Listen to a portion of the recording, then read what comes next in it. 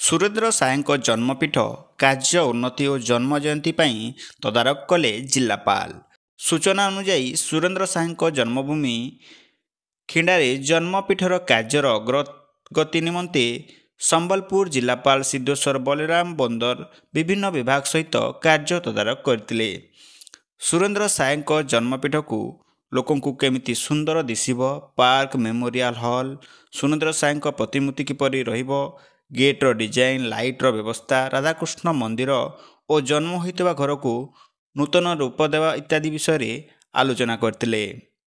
ପରେ ଜନ୍ମ ଜୟନ୍ତୀ କେମିତି ପାଳନ କରାଯାଏ ତାକୁ ଅନ୍ୟ ବର୍ଷ ଅପେକ୍ଷା ଅଧିକ ଭଲ ଭାବରେ ପାଳନ କରିବା ପାଇଁ ଗୁରୁତ୍ୱ ଦେବା ସହିତ ଗ୍ରାମବାସୀ ଓ ସୁରେନ୍ଦ୍ର ସାଏ ପରିଚାଳନା କମିଟି ସହିତ ଗୋଟିଏ ଘଣ୍ଟା ଆଲୋଚନା ମଧ୍ୟ କରିଥିଲେ। ରେଙ୍ଗାଲିରୁ ବସନ୍ତ ରଣାଙ୍କ ରିପୋର୍ଟ, ସନ୍ଧାନ ନ୍ୟୁଜ୍। जदि आपंक आम भिडी भल लगा तेब आम चैनल को लाइक, शेयर और सब्सक्राइब करने को जमा भी भूलु नहीं।